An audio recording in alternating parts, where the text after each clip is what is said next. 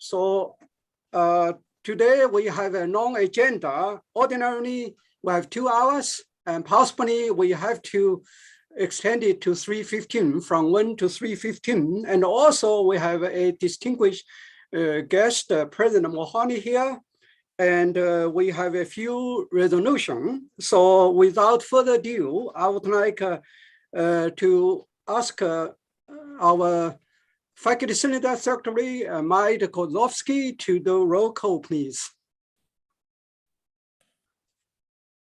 Thank you. I'm working on that right now.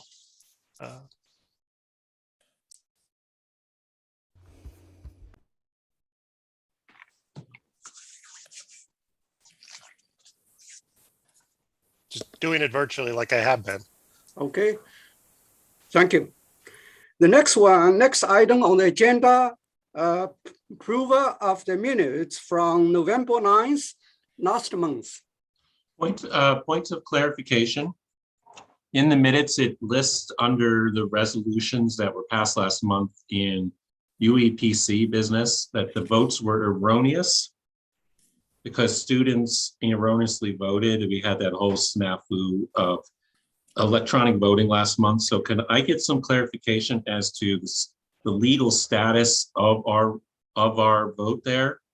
Because as I understand it, Dr. Chevalier has already proceeded with the decisions regarding those RMEs. So I need to have some clarification as to what the legality is of our proceedings on Faculty Senate. Thank you. Thank you, Professor Schramik. Any other correction, comments on the minutes? Could I actually have an answer to that question, please?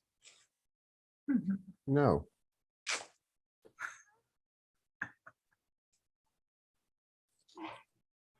Any responses?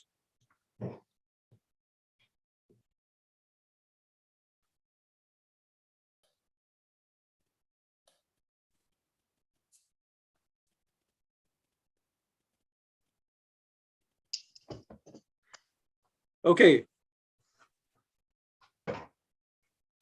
So maybe it's something we need to look further into. I'm not sure if anyone really knows.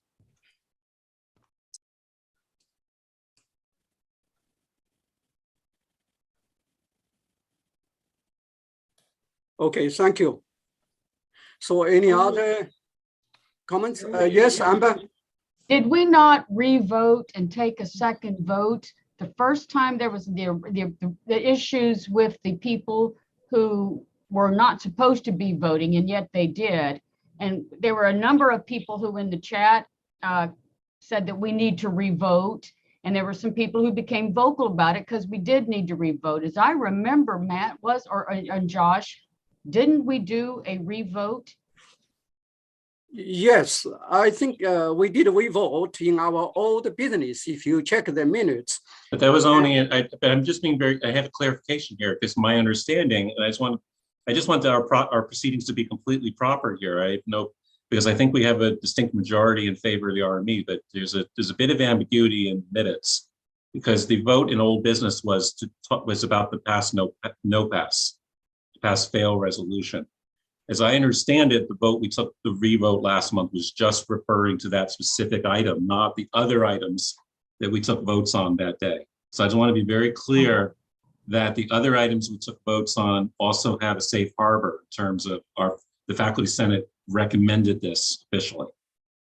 Yeah, I was given a list of all the votes after the fact, and I went through and highlighted the student votes or the ineligible votes, and for all things that we voted on. And I shared that with not all of EC, but of the, I think, President and Secretary and VP and Josh Frick of the Senate. I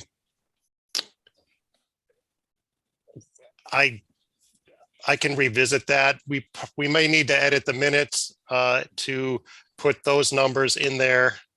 The weed out, the cleanup, if that's how you want to do it, as opposed to doing a total revote, which I think is Or I would just ask in new business today that we vote one time, that every other vote that we voted affirmative, that we make it official. I just worry because these minutes are public record, and that is very sloppy, and there's, and again, we're not exactly certain what the faculty senate actually endorsed last month or not, because we had that voting staff. Thank you, Joe. It seems to me like as long as the minutes reflect the accurate vote and it's clearly specified that the votes were corrected based on your information, Matt, then we don't need to re-vote or anything. The only one that was ambiguous was the pass, no fail. The rest of them, even if there were some votes off, they still would have passed. Right. I can endorse that. Thank you. I would like to suggest, please raise your hands electronically so that we know who will speak next.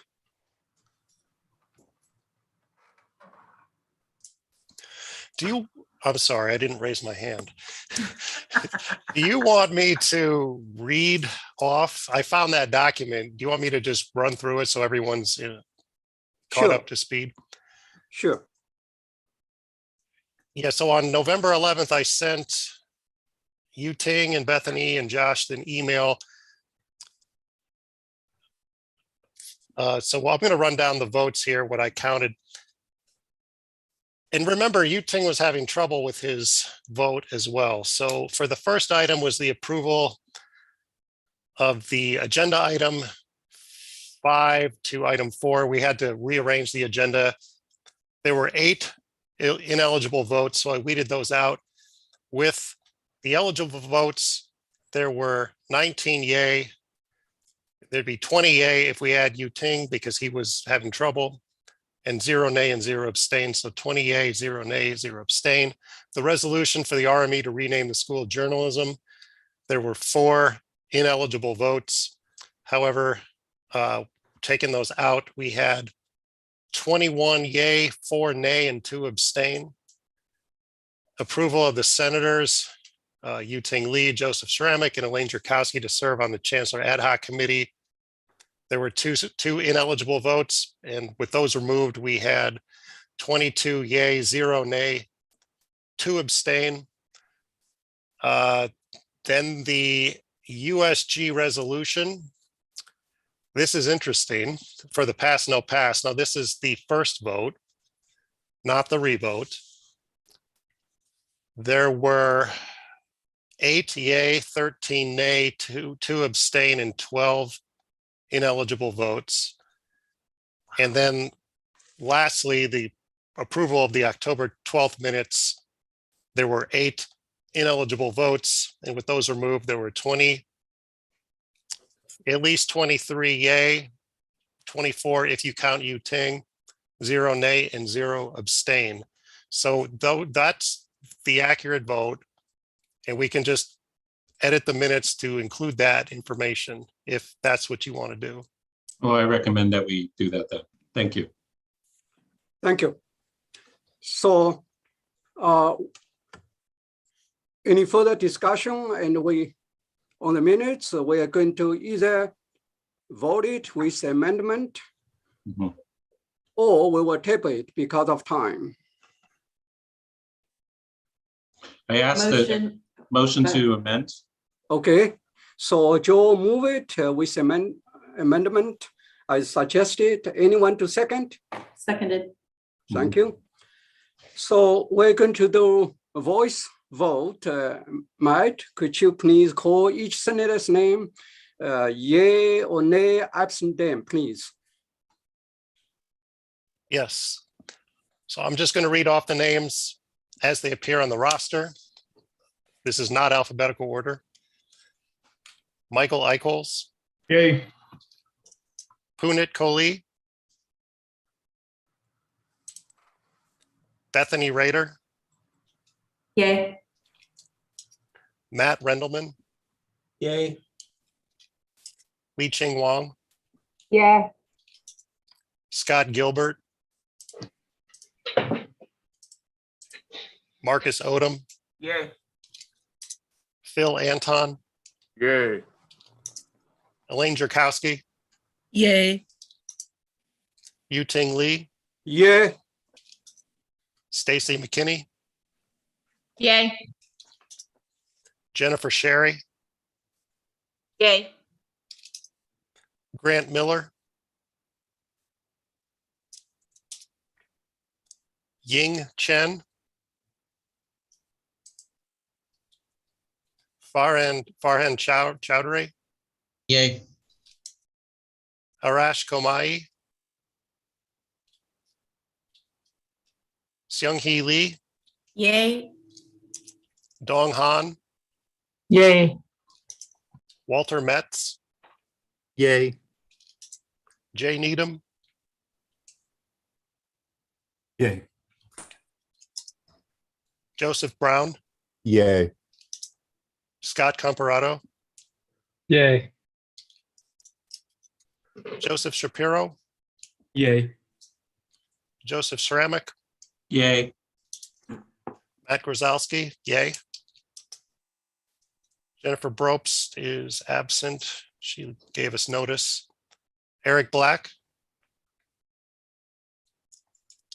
Elizabeth Delala, Yay. Christopher McDowell, Diana Sarko, Yay. Amy Bro, Yay. Robert Broomfield, Yay. Amanda Pangrazio, Yay. Mike Phillips, Yay. and Julie Tate. Yay. Okay. That's everybody. There were 0 nays and 0 abstentions. Thank you. Thank you, Matt. The next item on the agenda, the report from Faculty Senate President. Good afternoon, everyone. As you know, we send off the November issues of Faculty Senate Update, FIY newsletter. In addition, I have 6 or 7 items to report to you in the following. First, on November 7th, I attended the Chancellor's Leadership Council meeting where both undergraduate student government president Isaiah Overton and I talked about how to support our students in all aspects. On the evening of November 18th, we worked together, that means worked with USG, and held a faculty and student forum, that is town hall meeting. At the meeting, students and faculty members listened to each other and learned from each other to support our students in their academic success and mental health. Second, I had a meeting with Chancellor Nairn on November 23rd, another meeting also with Provost Kumarajo and Associate Chancellor Wendell Williams, primarily to discuss how our faculty members support our students instead of pass or no pass.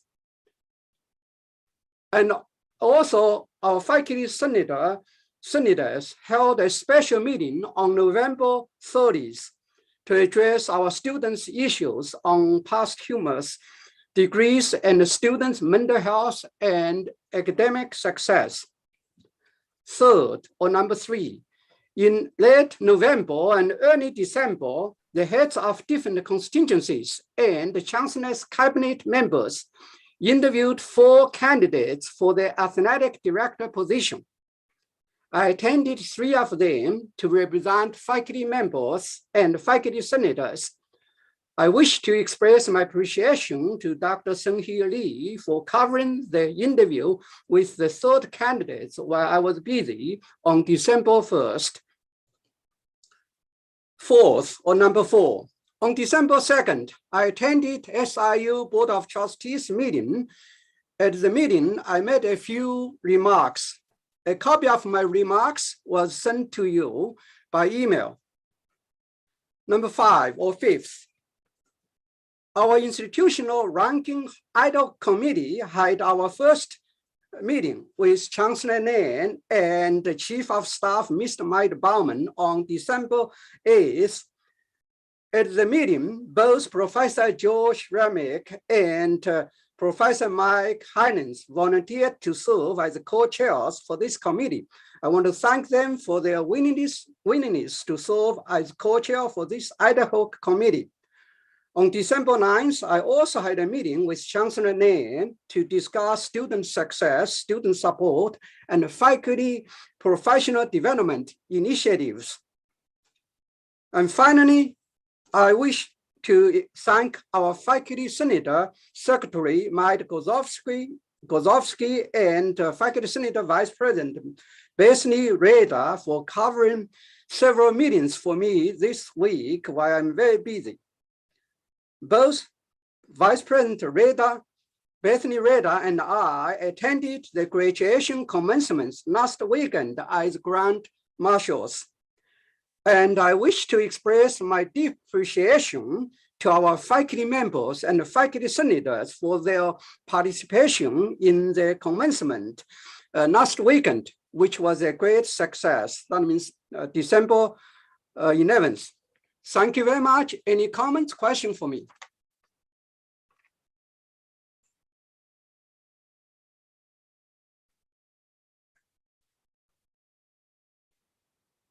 Yes. I would like to commend you for that thorough report, but I would also like to take the opportunity to suggest that we as a faculty senate find ways to encourage faculty to attend our commencements. Because we have, there were only about, from what I found out at the morning commencement, there were only 6 faculty in regular attendance, not including the people who were hooding doctoral students. And there were no more than about 20 of us at the afternoon ceremony. And I think that however we can challenge the old culture of our campus, it would be a very good thing to see how we as a faculty senate can encourage our colleagues to be more present to that, because those were extraordinarily meaningful ceremonies this past weekend. I commend you for bringing that up, and the chancellor for the magnificent way he coordinated that. Excellent point, Professor Brown, excellent point. I strongly encourage our faculty member to participate in commencement, which is very important, very meaningful to our students and their parents and their families. Thank you. Any other comment? Yes, Professor Ni Chang Wang. Yeah, I was wondering the same thing. And then maybe that's due to COVID. That's my thought, could be, because normally the couple of quite a few faculty members from my college would go. That's what I was like thinking about. Thank you. Okay, thank you. Good comments. Any other question, comments for me before we move to the next item on the agenda?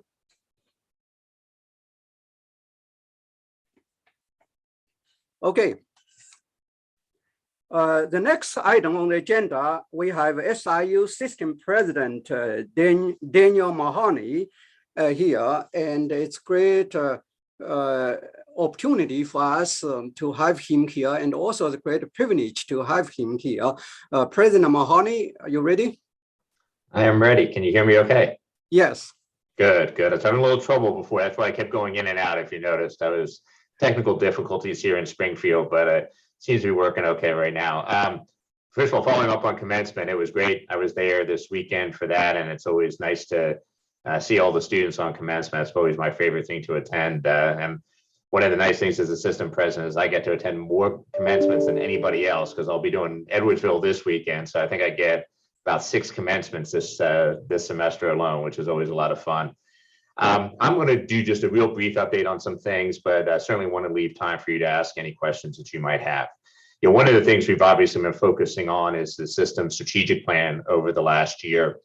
We do now have our goals set out, which, if you haven't seen it, it's academic success and innovation, anti-racism, diversity, equity, and inclusion, community impact, research, creative activity and partnerships, faculty and staff, and infrastructure. And those are the kind of 6 areas. And then there's strategies under each one of those. And we'll have metrics as well to assess how we're doing. A couple of things I want to say about the plan. One is, I think it's important to say that there's nice alignment between what is happening on the Carbondale campus and what is happening in our strategic plan. But it's also important to point out there should be distinctions.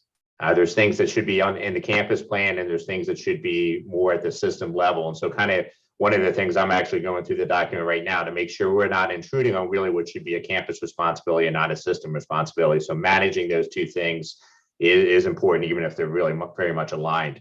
The second thing I would say is that it's also very well aligned with the Illinois Board of Higher Education's strategic plan, which they just finished up last, I think it was spring or summer. And I'll get back to that in a second because that's important. And I just got back from the National Association of System Heads, which developed their Power of Systems plan, which is also very much aligned with both the IBHE plan and the SIU plan. And again, that will be important because one of the things that they're planning on doing is raising about $30 million from private funders to fund initiatives that will support the goals in their plan, and then looking for systems to apply for that money to be kind of test systems in that. I'll be interested to see how it works. We have maybe the disadvantage of being a small system, but also the advantage of being a small system where we can actually pilot some things and do some things. So it'll be interesting to see how that works. But again, the fact that our plan is very much aligned with what their plan is doesn't mean we have to do anything differently than we're planning to do already. Just means we might get some financial support to do that. The other thing I would say is this is one of those cases, sometimes the process is as important as the product is. So this was important because I don't think we really, at least not in a long time, have done a system-wide plan where we've involved as many people as we have. So we have about 150 people that have been involved kind of directly on serving on a committee or beyond those that we surveyed. And I think we got about 3,000 survey responses, but 150 people actually were involved directly in the process at some point. The other thing I would say too is within the plan, again, the heavy focus is on how do we in each of these 6 areas do better by cooperating across the system and finding win-wins for everybody. That's really what the primary focus is. And finally, I'll say we've already started doing a lot of this. So some of this is we're actually implementing the plan as we've been developing it. So the Office for Community Engagement and Institute for Rural Health that was approved by the board this summer is very much aligned with that community impact focus and how do we bring together all of the things that we have within the system to impact our local communities and improve health in our region. We have committees focused on how do we share classes better, provide more opportunities for students to complete degrees, particularly those who have some college and haven't finished a degree. We have a task force working on that. We have one working on how we can help provide more dual credit opportunities for students. Quite clearly by some of the data at the state level, there is a significant gap in opportunity to get dual credit and have credit before you come to college. And again, can we find ways to collaborate on some of those things? We also, obviously, on the anti-racism, and diversity, equity, inclusion, have done a number of things. And I will say, just as one example, a climate survey that we'll be doing in the spring, we'll be doing across the system as opposed to trying to do separate climate surveys everywhere. That will allow us more comparison data and comparison with some national data as well, which I think will be helpful to us. So again, a lot of this stuff we're already working on. And I will say, Dr. Caldwell, if you haven't met her yet, has made my life so much more enjoyable every day. Every day she comes to my office with a new idea. Often some things we've thought about and some things we haven't, but it's really kind of pushed us to think about more things we can do in that area as well. Beyond the strategic plan, as you saw at the board meeting, we appointed a new chancellor at SIU Edwardsville, Dr. James Miner. I think he will bring a lot to our system, not just to the Edwardsville campus. For those who don't know Dr. Miner's background, he not only worked for the U.S. Department of Education as a Deputy Assistant Secretary, so he has kind of a national outreach and knows people at multiple levels in the education system across the U.S., but he was in the Cal State system. And his major focus in the Cal State system was on increasing graduation rates, decreasing time to graduation, closing equity gaps. And they have quite a bit of success over the last few years in doing that. So I think, again, some of the things he will bring to the Edwardsville campus will be important, but I think he actually adds to our system leadership. I do want to say from a systems perspective, we now meet on a weekly basis. That was not something that was done before. Zoom has allowed us to get better at that. So the 9 of us at the system leadership level meet every week and talk about everything from what we're seeing as far as COVID is going, ideas related to all kinds of different things, and really collaborating a lot more. With Dr. Miner joining us, he'll be the 5th one that started within the last 2 years of the 9. So we have a nice balance of both new perspectives as well as institutional knowledge, which we think is good for us. One of the big things going on right now is the Illinois Commission on Public University Fund or Equitable Public University Funding. So there's a new commission focused on a new budget model for higher education in Illinois.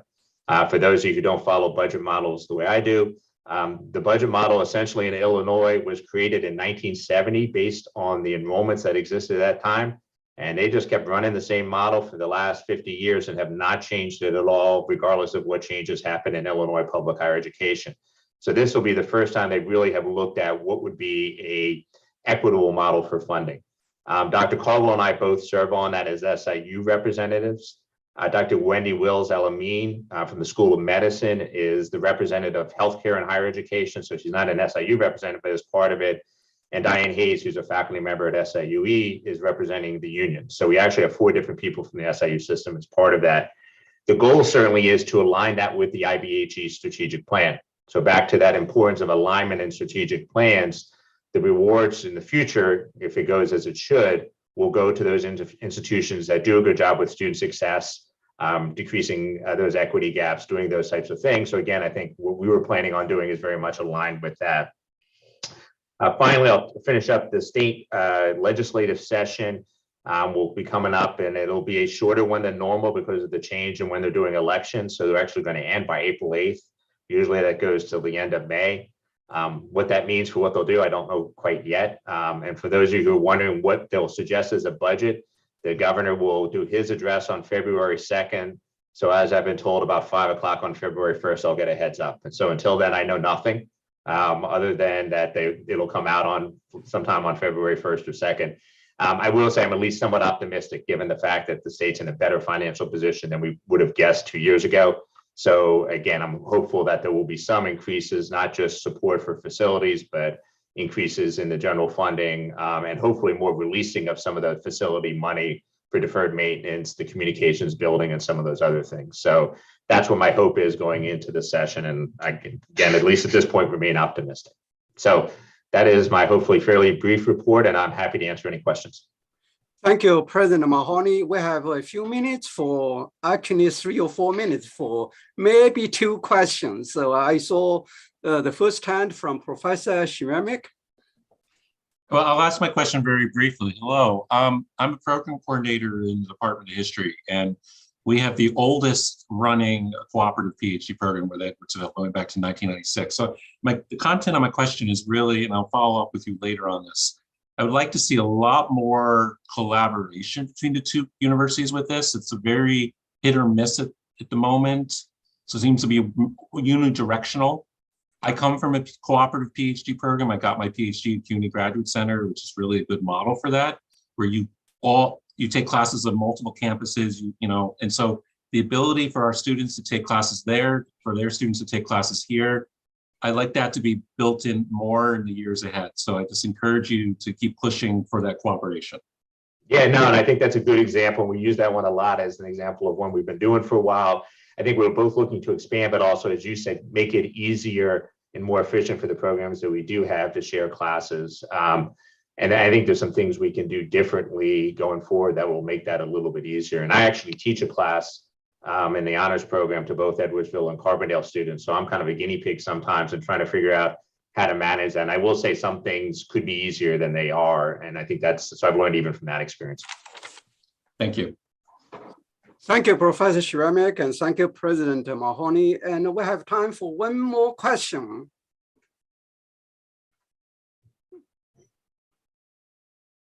Any comments, question for President Mahoney?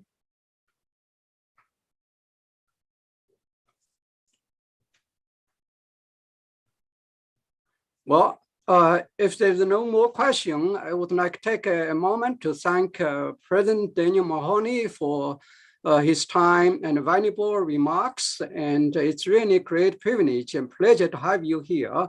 We learned a lot from your remarks. Thank you very much, President Mahoney. Thank you, Dr. Lee. And I just want to say I would like to stay with you, but we have an IBHE meeting today. And so I'm going to head off to that one to kind of find out what they're up to. So thank you. Sure, thank you.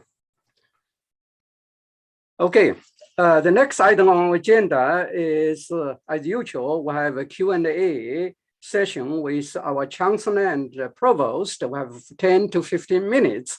So Chancellor Nan and Provost Kumarajo, Chancellor Nan, would you like to, I know we may have a question. I'm sure some faculty member may have a question for you. I saw Chancellor Nan here and the Provost Kumarajo here.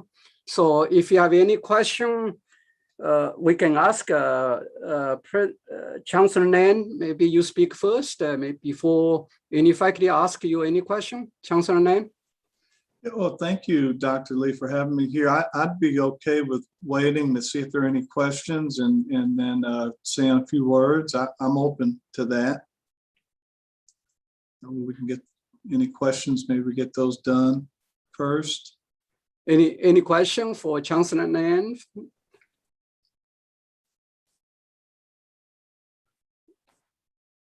Okay, maybe Chancellor Nan, would you like to make a few I comments? see Dr. Joe. I see Joe's got, Okay. we've got a few. Yeah. Oh, yes, we saw two hands here. First, Professor Schramek, and next is Professor Kozovsky. Yeah.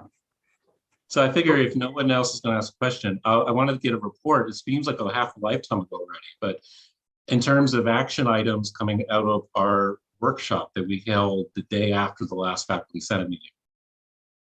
You've had a couple of weeks now to collate our different, we had each of us on a table worked on different, action items for next year's recruiting and retention.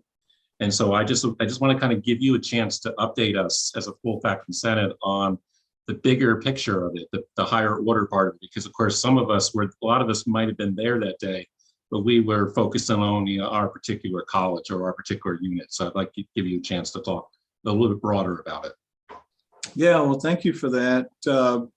What Dr. Schremek is talking about is the professional development day that happened with a lot of our advisors and our recruitment and retention coordinators, our school directors, our deans, to really help fill in the pillars for the student success and engagement pillar, which is that number one pillar that we usually always talk about. And it was our first opportunity, I don't know that it's been done here before, but it was our first opportunity to begin to put some real meat on the bones of the strategic plan in that pillar. So that group was talking through a lot of things that will hopefully help us do a better job in persistence, progression, retention, graduation, in all of those areas. And then most importantly, probably lead us to the business practices that happen to get that done. So that work will be in play essentially all semester for this spring. So you'll start to see the targets, the key performance indicators, each of the things that our units are trying to achieve. You'll start to see that form out in what we call unit effectiveness plans. And so that's our accountability piece that we promised to make sure we had in place to keep some of these things going so they wouldn't die out. And so when we come back to you each time, we can give some real thorough updates about what's happening. Another event that will happen very similar to that is a group of several of folks on this call or across the university focused on the DEI pillar. So you'll see Dr. Frazier actually invite you to the same format, the same type of professional development opportunity that happens all day, so that we can begin to fill in some of the metrics on the diversity, equity, and inclusion pillar. So that will happen essentially all spring, all summer, as we start to build out the pillar. You'll see the strategic plan roll out this January. That's when the rollout will begin. And you'll see it from the vision, the mission. You'll see it from the objectives. You won't see the metrics in there because that's being built out, as I mentioned. So Joe, hopefully that answers your question. That just kind of gives you a sense of the way in which we're going there. I just wanted to give the Faculty Senate a chance to hear so not all of us were at that meeting the next day. Yeah. Mm-hmm. Thank you, Joe, and thank you, Chancellor Nan. And Nick, I think, Matt, you have a question? Yeah, my question is kind of following up on some old business. And I apologize if I missed the announcement, but going back to when we had the budget impasse, we had to do some internal borrowing to stay afloat. And then we were in a process of repaying that borrowing.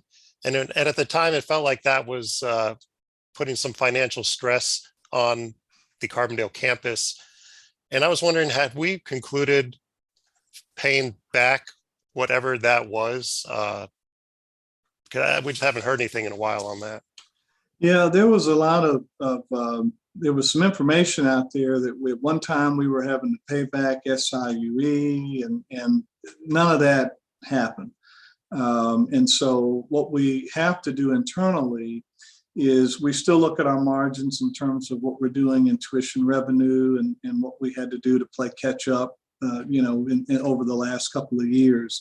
But it's not had a financial impact on us at this point because we've been able to be a little more efficient in some other areas. Our biggest opportunity, I won't call it a challenge, that was probably holding us down the most was about a $9 million deficit running that every year in athletics. And I know in this meeting, we've come out a few times to talk about how we've shaved that $9 million. It was up to about 51 million, Matt. So we said enough's enough. So working that number backwards is what we're doing now. Looking at the athletic revenue in some of those pockets. So athletics is not totally reliant upon tuition waivers or institutional support. That was probably our biggest hole that we had to fill, was just the athletic deficit. As you know, we've been able to adjust some things to do the 2% raise that happened across the board. Enrollment helped with that 2% piece, as well as, we had to slow some of the hiring down in the staff positions to make some of that happen as well. We couldn't have too much on the payroll. And so we've been able to do some things internally to wiggle around to be able to give some of that what we call revenue back to the employees, and we'll continue to do that if our numbers continue to stay where they are and get better. Okay, thank you. Thank you, Matt. Thank you, Chancellor Nan. And do you have any comments for us before we ask Provost Coomarasio to? Yes. I do. First of all, thank you, Dr. Lee. When you give those updates, I do want to make sure people know it's important for us to be as transparent as we can be. And so in working with Dr. Lee and getting information to him that hopefully gets to you, it answers some questions that may be out there. And so our folks, at least our staff that work with him on getting that information, take it serious and really feel like it's something that can help us all stay closely connected.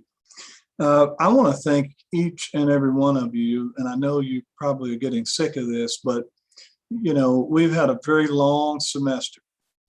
And I think the key to us getting to the finish line, I know the key to us getting to the finish line is each of you and the work that you were doing and have been doing with students, because you see students every day, you see them in your classroom, you see them in your office, you see them all the time. And so I know that you have worked, just very hard in making sure that our students are really feeling as if that we do care about them.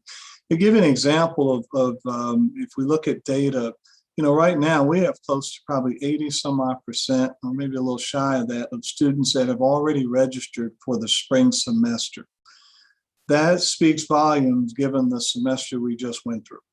So it tells us that despite some of the things that we've had to endure that were very tragic, we still have students that have grit, they have determination, they have the stick-to-itiveness, they want to go forward. And so that's a very high number. As a matter of fact, I never worked at a university where a number of students returning from fall to spring was sitting at 80% registered before the break. And that's a big number. And so I think hats off again to our faculty, to our staff that are working with students and trying to make sure that they stay on their track. I want to thank Dr. Lee and Dr. Radar. Dr. Rader, they were the grand marshals. They were really right out front and directed us on and off the stage, right? And they did a fantastic job. And I would echo what Dr. Brown mentioned. I make a point in my comments to highlight the faculty. And this year I mentioned faculty are the heart and soul of the university. You protect the core mission of teaching and learning. Students respect you. People would, I mean, you probably don't know this, but you know, you walk around and students really go, wow, that's Dr. Such and such. And they really are very fond of you. I would, and I'm going to work harder to try and make sure that I personally invite more faculty to attend. I'd like to see a large faculty section. And I think Dr. Wang was right. Some of it is COVID related. People are just a little nervous, and I understand that. But if we could think about our May commencement ceremonies, I'd really like to highlight even more the faculty that are there. And I really want you to have a moment to stand, be recognized, for our students to cheer you on. Again, you're the reason why they're getting to the finish line. It's not administrators, it's not any of us, it's you. They'll know you a lot longer than they know me 20 years from now. They'll remember you because of the work and the care you put to it. So I do want to thank that. I do want to thank you. And again, I want to make sure that I do my part to try and make sure you're there. Had over 1,400 students graduate in this cycle. That's a very large number in a December cycle. And so while that's very exciting, as you know, you've got to replace students, and you've got to make sure when you look at your spring and your summer and your fall that you have students that are coming through the pipeline. Our applications are way up, and those percentages are double-digit percentages, but we're focused more on converting, well, the conversion rates or the yield rates of those applications and making sure students actually get here. So you'll see a lot of work this spring with working on the fall 2022 class. A lot more than you've probably seen in the past, even what you saw last spring. We're ramping those efforts up. So I'm excited about that.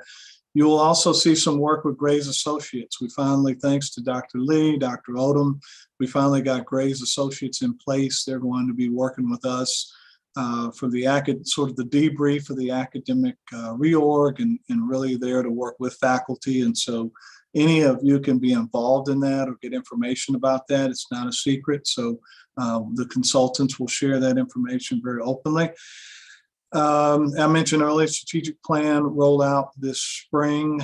Excited about that. You'll hear more about our salary study. We're looking at the entire university salary structure in terms of where people are at each level and how they compare to the market. We'll be looking at and working through that. So you'll hear more about that. Our ombudsperson, I think we're getting closer to finding the faculty ombudsperson. We'll probably have two. Given maybe what we think is coming. We'll probably have two for the faculty side, one for the staff side, but that should be ready to roll out. And I want to thank Joe for your work. And you heard Dr. Lee mention he's going to be chairing or co-chairing our committee that's looking at our U.S. News role rankings. And so excited about the work that's going to happen there. Final piece I'll add to really make sure that, again, we demonstrate that we're listening not only to students but to faculty, is that we're going to work really hard to really relaunch Saluki Cares. And a lot of people don't know a lot about what that is, even our students and even some of our faculty. But I think that's going to be a way that we can really have it serve as a repository for faculty who want to help students in their time of need. Because there's a lot of resource in there and ways that staff can help do that. You don't have to shoulder all of that help when you're trying to take care of students. We have staff that can help with that through Saluki Cares. But we're going to be really rolling that out and increasing our efforts to make sure that students know where they can get help. We're finding that it's not just mental health counseling that they're needing, it's also academic counseling. It's help with advising and time management and where can I get tutoring and a lot of other things that are really things that may worry or cause anxiety. So on that note, I'll stop there. Thanks again, Dr. Lee, for the opportunity, and happy holidays to everyone that's here on the call, and I hope you get a chance to spend it with your family, your friends, your loved ones. And we'll see you in the next year. Thank you, Chancellor Mann. And I would like to invite Provost Cumaracho to say a few words or make a few comments.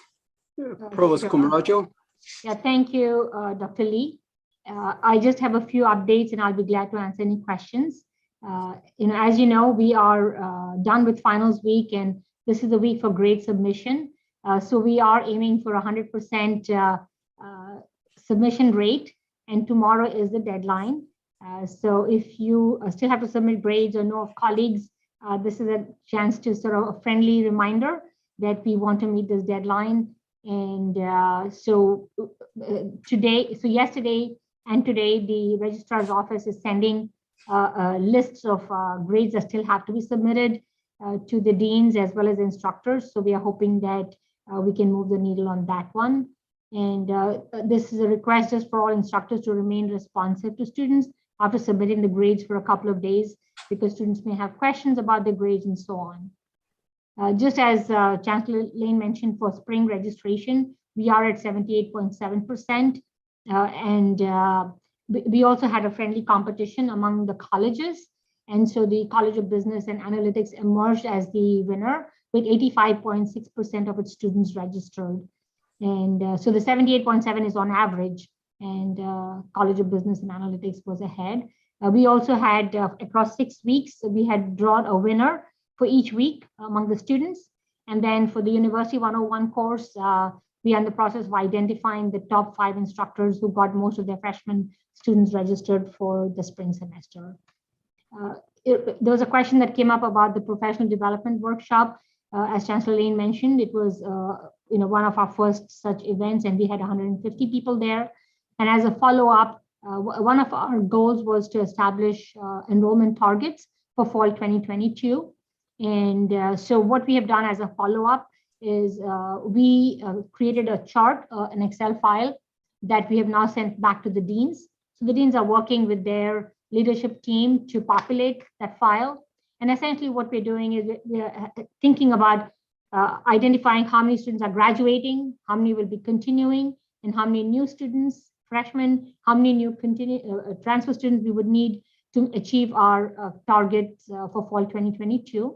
In particular, what we're aiming to do is increase our yield rate. So that essentially is a student has been admitted, but now we want to get them registered so that they choose to come here, because students oftentimes will hold admissions in many different universities. And the question is, how do we persuade them to come to SIU Carbondale over another university? So that determines our yield rate. This past fall, our yield rate was 21%. The national average sits at 30%. And so we have set an ambitious target of 28% for fall 2022. So as Chancellor Lane indicated, that we'll be spending a lot of time in terms of some scaling up the best practices to get our students registered at SIU. Another quick update related to enrollment, and that is we had the World Languages Day on November 16th, and we had about 480 students attend from about 10 to 11 high schools. And we are very pleased that the College of Liberal Arts worked with admissions in terms of the registration process through Slate, because what that essentially does is it gets those 480 students into our database. And then if they're juniors or seniors, they start getting information from SIU. So we are really connecting with students, because our prospective students, we either buy the names or somebody refers them to us, or we get it this way. And so that's something that we have asked the deans. In the spring, there are many such future days that are going to be coming up, like Math Day, Future Business Leaders of America. We also have the History Fair, and then we have Drama Days. So we have requested that where possible, that we coordinate closely with admissions so that we have the names within the Slate database, and that way we capture that information. And that also includes, I think, the Regional Science Fair. So lots of good things coming up on the horizon. In terms of our enrollment data, I've sent the specific statistics to Josh so he can put that in the minutes. But as Chancellor Lane indicated, we are up in our freshman first-time full-time freshmen. We have admitted about 48% more students than last year at this time. So we have 5,429 applications. In terms of our transfer students on campus, our admissions are up by 2.3%. We have admitted 315 students. Off campus and online, our admissions are up 65%. We have admitted 66 students. For graduate students, our admissions are up 37.5%. We have admitted 44 students compared to this time last year. We are up 37.5%. So I will pause there and answer any questions. Okay. Thank you, Provost Commaracho. We are behind the schedule. We have time for one question. I know Professor Jennifer Sherry there. Hi, everyone. Mine's just basically just a comment, and this is something that I participated in yesterday, was a high school visit. And those can be very successful to not only encourage proposed students of coming to our university, but I was actually privileged to go to my alma mater high school yesterday, and it was just a great day. I got a tour of the school. I would encourage all faculty to go to local schools and provide not only information about your program, but information about your journey in education. They were very interested. And so that's something that we can do as a faculty and just make sure that we do that. Another thing, just as a sidebar, is there was a student that actually is going to register for our program from not only that visit, but just she had been considering it, and that kind of put the icing on the cake. So it was just a really refreshing day, and I think it is something that we should continue and really be positive about. And it was a great thing. So recruitment and retention coordinators, thank you for getting those initiated, and it just was a great thing. So thank you so much, and go Dogs, and get out there and do what you can do to encourage local students and students afar to come to our fine institution. Thank you. Thank you very much, Professor Sherry. Very good comments. Because of time, I want to thank Chancellor and Provost Commaracho for their update, the remarks, and we need to move on to our agenda item number 7, and report. We will have different reports here, and the executive committee report. In fact, I said about half an hour ago, actually 45 minutes ago. I do not want to repeat. And the only thing is that we met last Tuesday as a faculty senate executive committee. And next on report is the election committee. We have our vice president, the chair of the committee, Bethany Reda. And I know you have a list of candidates for GRB. Bethany? Yep, I'm here. And I do have some candidates for you. So it is time for GRB elections. And you have before you, or you have been given, a list of 4 nominees, including their CV and a short bio about themselves. And just really quickly, before we get into voting, just a quick statement on our procedure. So this was an interesting process, to say the least. But what really drove us was the fact that the JRB procedure states that the JRB reflects the diversity of the units on campus. So that is our colleges plus our schools. And given that there are currently 2 unrepresented units, which would increase to 4 with the 4 faculty that are cycling off the JRB, those are CAM, CALPS, CECTM, and the School of Medicine. And after consultation with Mark Morris, the elections committee opted for a directed approach for a call for nominations for those 4 slots. So we sent out a call to those 4 units. and then contacted the top nominated individuals equal to the number of senators on the Senate, as is procedure, to both confirm that their interest as serving on the JRB and their eligibility for nomination.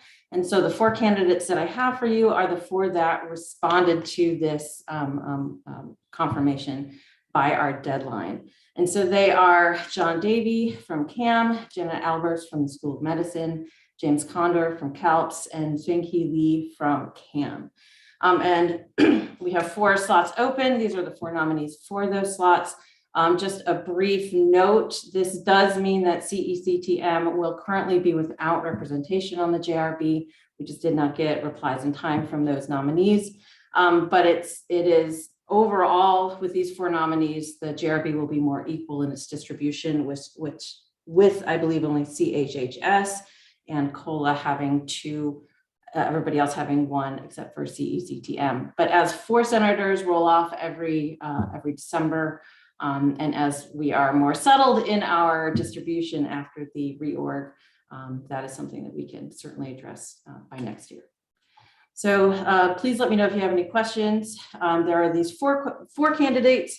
I proposed in the executive committee meeting, which we agreed upon, to do the vote as a group instead of individually, especially with our roll call voting. That may take a little more time than we want.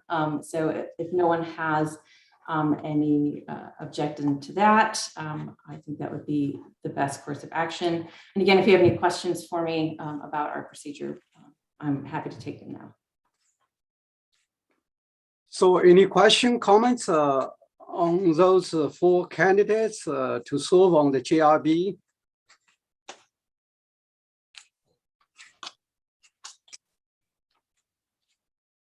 All right, if there are no questions, I would like to motion to move to a vote for these 4 candidates.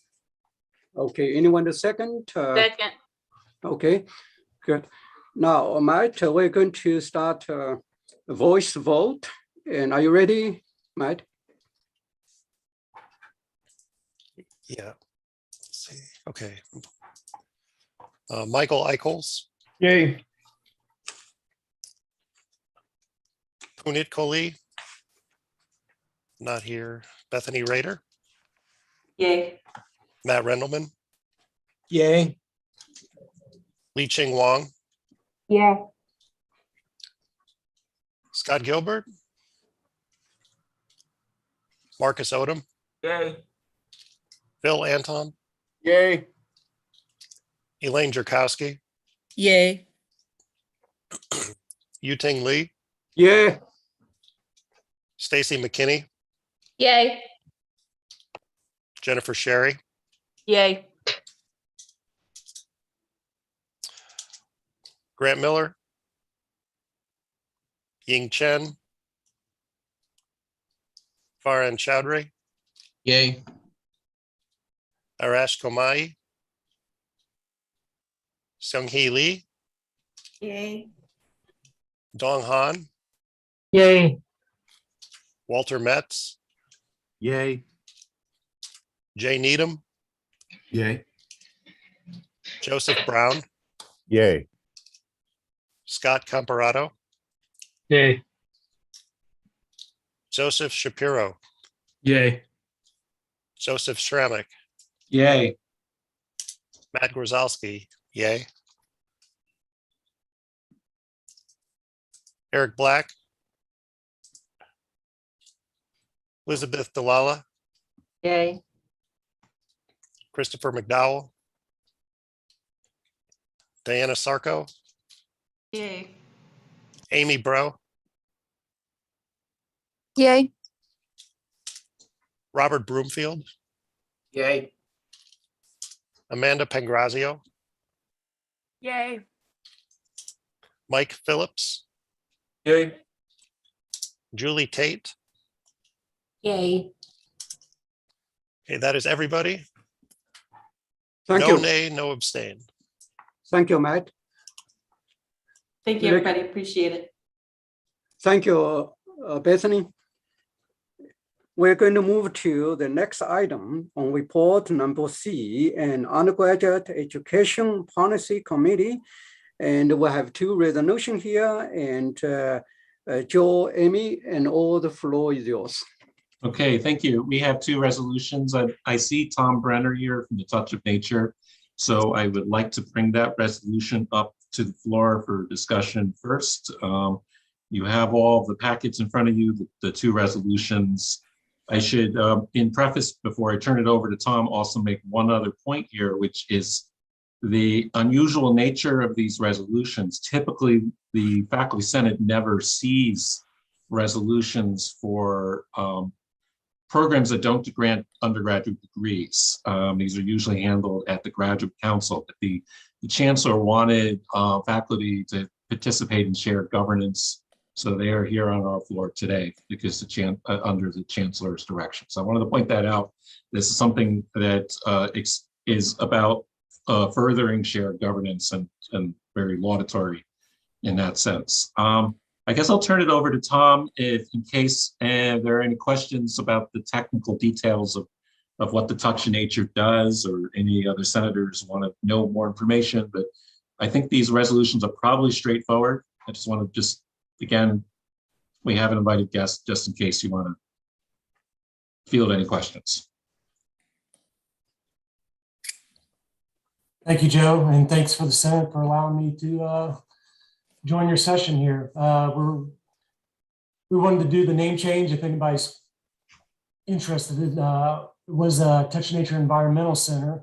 We're wanting to change it to the Touch of Nature Outdoor Education Center, which reflects better what we actually do out here. Environmental part is one aspect of it, but we do a lot of outdoor education as well. So it's really a component of the outdoor education piece. So we feel like the name change better reflects what we overall do out here.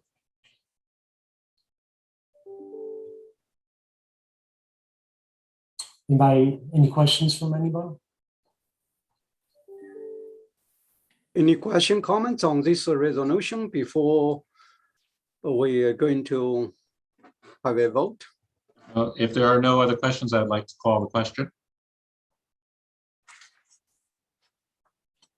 Okay. So we're going to, if no more question or comments, we're going to vote on this resolution. And we need a motion. No, I called it already. Yeah, okay, second. Second. Sorry. Okay, thank you, Li Qiang. Now we're going to, again, voice vote. Matt, are you ready? Go ahead. Michael Eichholz, Yay. Bethany Rader, Yay. Matt Rendelman, Yay. Li Ching Wong, Yeah. Marcus Odom, Yay. Phil Anton, Yay. Elaine Jerkowski, Yay. Yutang Lee, Yeah. Stacy McKinney, Yay. Jennifer Sherry, Yay. Farhan Chowdhury, Yay. Seung-Hee Lee, Yay. Dong Han, Yay. Walter Metz, Yay. Jay Needham, Yay. Joseph Brown, Yay. Scott Comparato, Yay. Joseph Shapiro, Yay. Sorry, I was struggling to unmute. Joseph Ceramic, Yay. Matt Gorzalski, yay. Elizabeth Delala, Yay. Diana Sarko, Yay. Amy Bro, Yay. Robert Broomfield, Yay. Amanda Pangrazio, Yay. Mike Phillips, No. Julie Tate. Yay. We have 1 nay and 0 abstain. That's everybody. Thank you. Thank you. Joe, Amy, would you like to present the second resolution? So I'd like to call now the second resolution, which is to rename the Coal Research Center. I don't think I got that right, but that's the gist of it.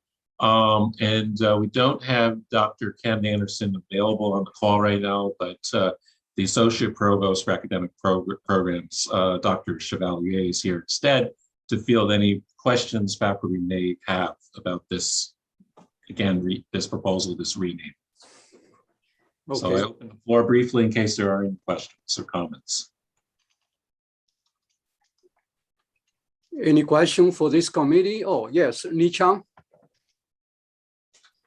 Yes, I do have a question, like, I'm curious about, because this center is funded by a special line item from Illinois, from the state, by coal research, for coal research particularly. So I was wondering, how does the name change affect the support from state? You know, whether they are willing to, because this is basically, the funding is from the coal mining industry. So that is something I'm just like wondering whether those being communicated with the board, all those things otherwise. Does either Doctors Kensel or Chevalier want to field that question? Because I have no expertise in that. Yeah, I have some expertise, but I will let Gary go ahead and try to answer it. And if I need to shore it up, I will. We have an absolute answer to this. We've already met with the State Advisory Board. We met with them a couple of weeks ago, proposed a new name. They were supportive of it. In fact, they even changed their own name to make it an Energy Advisory Board rather than Coal Advisory Board. So there's a full recognition that although coal may still be in the mix for some time to come, there's a need to acknowledge that there are newer forms of energy that need to be considered and supported as part of the overall portfolio. And they were quite open to the name change. Yeah. Thank you, Gary. Thank you, Lizette. Any other question? Have another comment, or is that just to answer that question? Your hand's still up. Oh, okay. You're muted. Gary? I'm taking it down. Just got to figure out, find the right place to do it. Okay. There we go. All right. I just wanted to give you a chance to intervene in case you wanted to. Are there any other comments or questions? Otherwise, I will, in interest of saving time, I will call a motion to call a vote on this. Thank you. Anyone to second? I'll second. Okay. Matt, are you ready? Okay, voice. Yes. Vote. Michael Eichholz, Yay. Bethany Rader, Yay. Matt Rendelman, Yay. Li-Ching Wang, Yeah.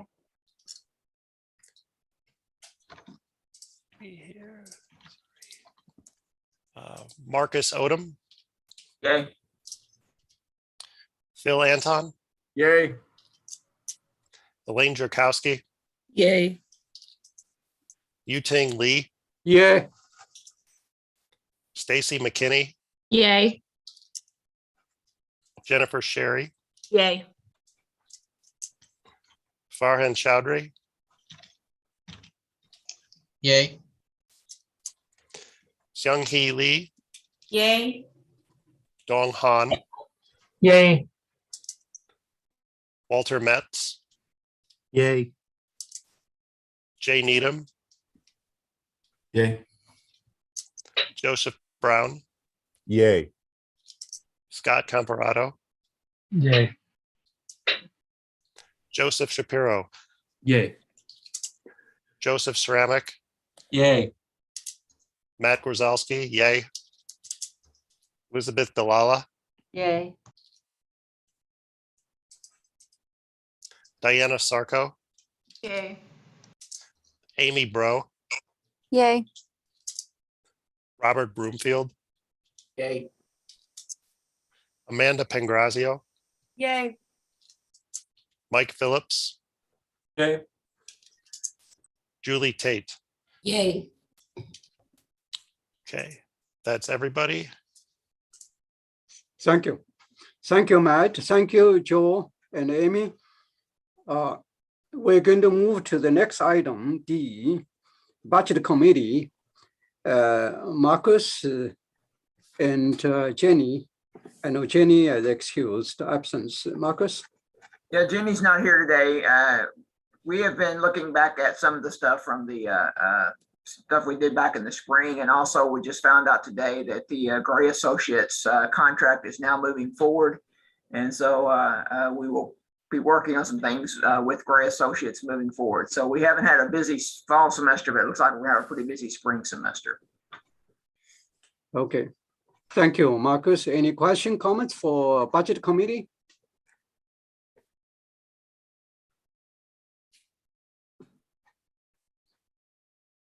Okay, so if there's no more comments, question, and then we're going to move to the committee on committee, and we have co-chairs, Inan and Sung-Hee. Are you Inan and Sung-Hee Lee? Okay, thank you, Dr. Lee. Our committee on committee members endorsed the candidates for the JRB, which we voted on previously in this meeting. So that was an item that we took care of, and we're going to recommend them, but that's already done. So thank you. And then we also got 3 requests, one for a representative with a teaching award, both for tenure track and non-tenure track, as well as the Faculty Excellence Award. And we had previously filled those positions in the fall with our large slate of university-wide committees. So we just responded and sent over the names of those people who had been elected to those roles, and we're ta-da. That's largely what we did this past month. Sung-Hee, is there anything that we need to add? No, you covered everything. Okay, thank you. Okay. Thank you very much, Sung-Hee and Inan. Any question, comments for this committee?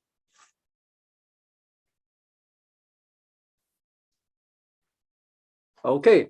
The next committee, Faculty Status and Welfare Committee, we have 2 resolutions here.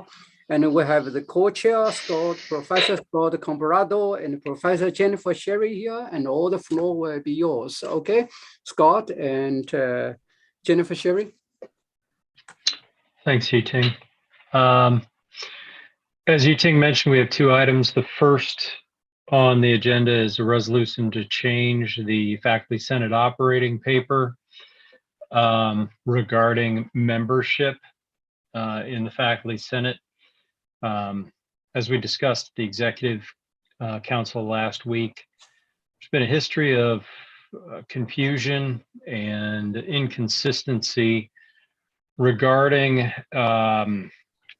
faculty who take on administrative appointments during their time on the Faculty Senate. Some have voluntarily resigned from the Senate, others have not. And this has led to, as I say, confusion regarding status of faculty on the Senate and our own standards regarding our membership. And so we were tasked with clarifying this issue and offering up this resolution to the Senate. And the resolution was in your packet.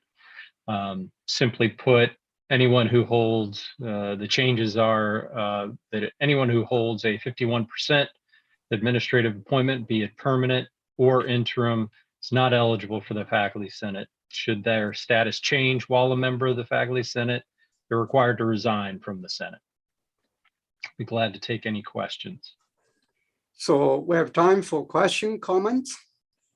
Please raise your hands electronically. Okay, Joe. I endorse this resolution. I would just repeat, I guess, sort of what I said last week in a fumbled way. I'll try to redirect it this week.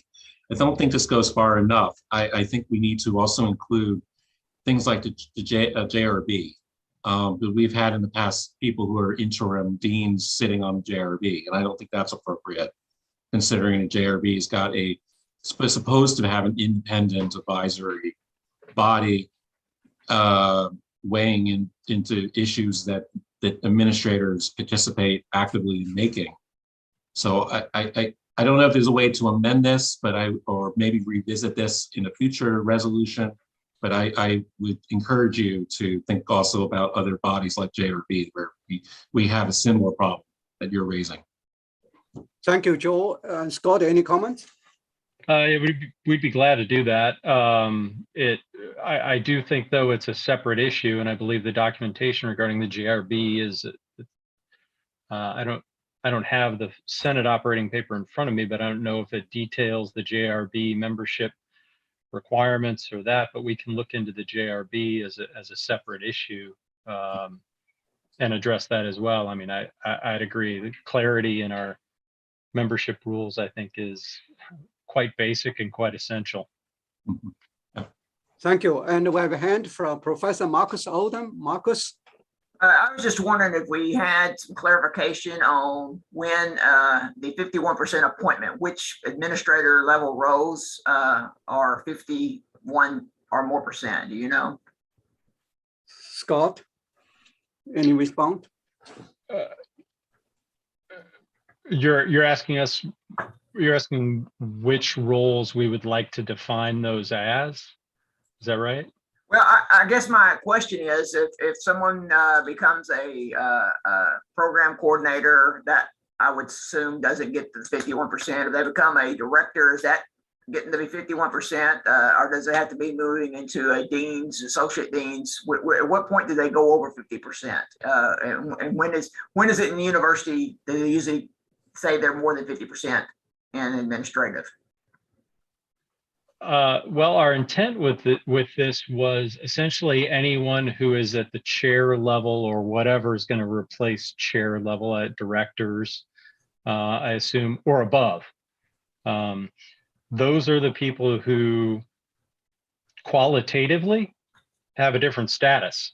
They're the ones who have power over other faculty. They sign workload assignments. They actually are not represented by the faculty association any longer. So that was essentially our definition last week in the executive council, is once someone is 51% an administrator, which has actually been defined by the university, and we're not talking about an undergraduate director or graduate director, we're talking about a chair or above with this change. Thank you. Li Chang, you have a question? Yeah, I just want to add to what Marcus asked. For instance, like when I was a chair, I signed contract. I remember my appointment is 50% of 50% of administrator, 50% of faculty. So that's something I want to mention. Well, I think that's where I was heading to, because I think as a director I'm 50-50, and so if you're saying that you want directors to resign, that's different, because I thought my contract was 50%, so that's why I'm. Could we do it one after another time electronically? So I would like Scott to respond, then Farhan, and then Marcus. Scott, would you like to respond? Yeah, that's understood. I don't know how to put this, but quite frankly, I've heard a lot of anecdotal stories and talked to a lot of faculty regarding some, for lack of a better word, creative assignments, workload assignments, and percentages that have been put into people's workload assignments that don't add up to 100%. So if in fact, 50%, is your assignment as chair, then perhaps we should define this multiple ways. As anyone who is 50% above administrative, a chair, anyone who signs workload assignments, I'm not exactly sure. But I'd be willing to take any input regarding how to clarify this so that we achieve the desired result. Thank you. Okay, Farhan, you have a question or comment? Yeah, it's more of a comment. I would echo what Lee Chung and Marcus said. So I would have, I've seen the same 50% appointment for administrators. So we need to better define what that 50% or above or 51% is, and have some roles built into it, like chair or director, whatever it is, because somebody who is at 50% and 51% is not so much different, right? So just a clarification would be better. Thank you, Scott. I'd be glad to change it to 50% and include a section, something that says chair level or above. The problem with that is, as we're finding out right now with the creation of these schools, the university's getting rid of chairs. They're directors, they're program directors. There's all sorts of new terms for these people. And we could identify them by name now, and the university could change their name tomorrow, and then it wouldn't apply. So I think I need a little more guidance than that. Thank you. I think a good point. I think the philosophy or the rationale behind try to minimize the conflict of interest between faculty and administration. It's a matter of integrity and independence. I think whatever formula, it's up to the committee. Okay, I know that we have a few hands here, and I think Marcus, then Lee Chung. I know previously Marcus raised hand first, then Lee Chung, and then Lizette, then Jay.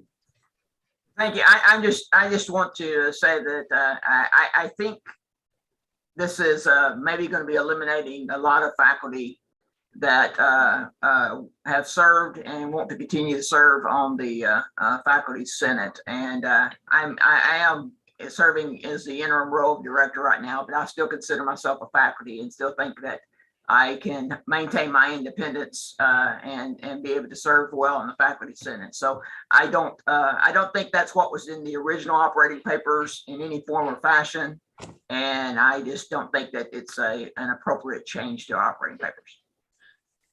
Thank you, Marcus. The process is that we don't, after faculty senate voted on it, they're still subject to the entire faculty member to vote. So that a few more steps. Lee Chung? Yeah, I want to say I support the resolution. I would also like to say, no matter what the assignment is, I think the way I look at it, the point is like the contract paper says. As if you contract, although sometimes we miscalculated when you assign by chair or director, you get maybe more than something, more than 50% of it looks like administrative job, but it doesn't matter.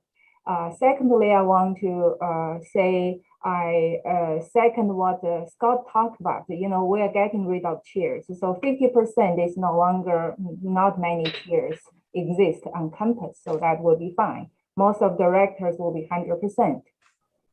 So that problem will resolve itself in the next couple of months or a semester, a year.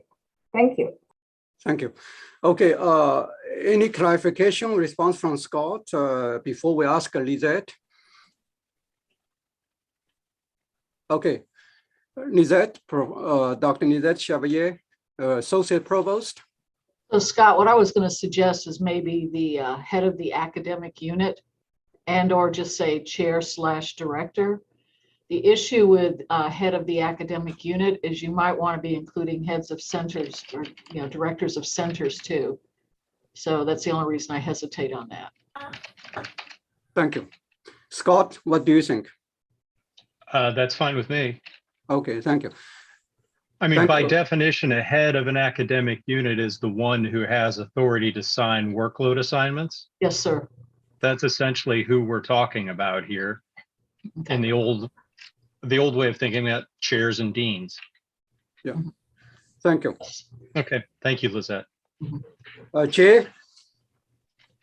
Hey, good afternoon, everyone. Just wanted to say that I support the amendment, this resolution here, and thanks Lizette also for the friendly addition on that, because I think that some of this too, I think comes back into the history in the last number of years with my terms on the Senate, with an increasing number of interim positions. And so kind of tied to this is that, but I think revising these operating papers that we have so that we can more holistically represent the faculty is a really, really solid move.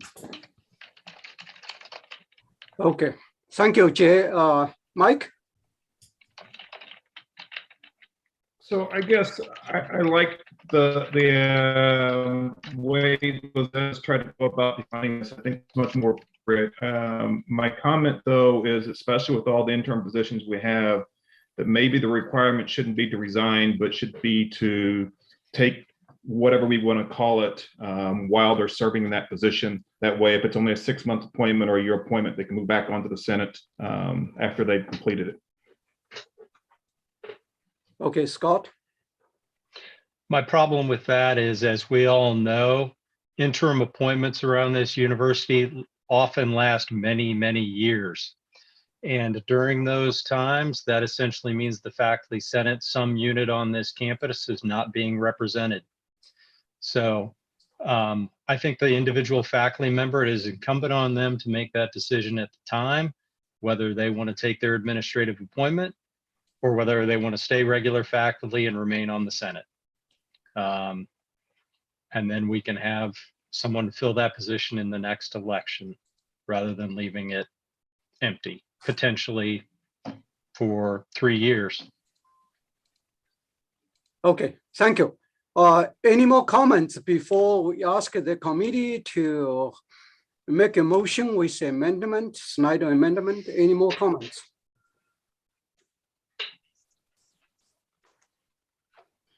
Jay, are you still?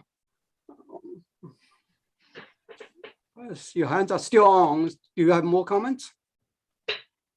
No, okay. Yeah, Joe? Just a point of clarification, we are voting on this as amended by the friend. Was that a friendly amendment from Dr. Chevalier? I just want to clarify that. I'm not authorized to make amendments. That's No. Okay, Joe. reason I I'm think that clarifying. we will let the committee, that means Scott and Sherry, to make a motion with amendment. Mhm. Okay, it's up to them. Scott and Sherry. I would be glad to offer up an amendment to this resolution that would replace the language regarding the percentage appointment to be replaced with head of academic unit and/or center. Okay, thank you. Thank you.